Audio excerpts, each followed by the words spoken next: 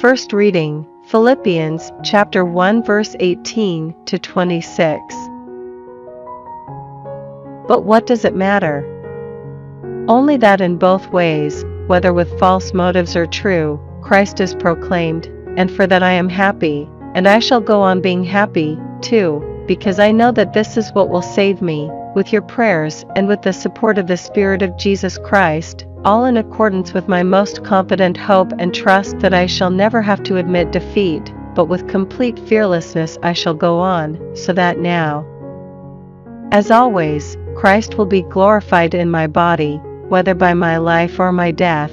Life to me, of course, is Christ, but then death would be a positive gain. On the other hand again, if to be alive in the body gives me an opportunity for fruitful work, I do not know which I should choose. I am caught in this dilemma. I want to be gone and to be with Christ, and this is by far the stronger desire, and yet for your sake to stay alive in this body is a more urgent need. This much I know for certain, that I shall stay and stand by you all, to encourage your advance and your joy in the faith, so that my return to be among you may increase to overflowing your pride in Jesus Christ on my account.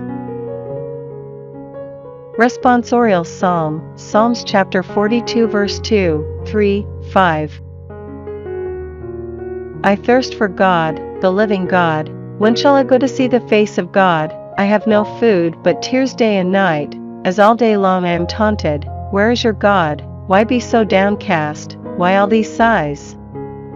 Hoping God, I will praise him still, my Savior. Gospel, Luke chapter 14 verse 1, 7 to 11. Now it happened that on a Sabbath day he had gone to share a meal in the house of one of the leading Pharisees, and they watched him closely. He then told the guests a parable, because he had noticed how they picked the places of honor. He said this: when someone invites you to a wedding feast, do not take your seat in the place of honor.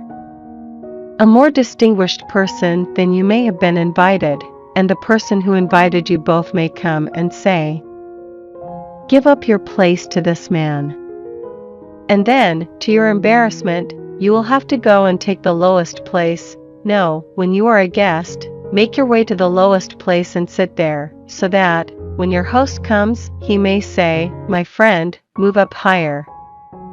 Then, everyone with you at the table will see you honored, for everyone who raises himself up will be humbled, and the one who humbles himself will be raised up.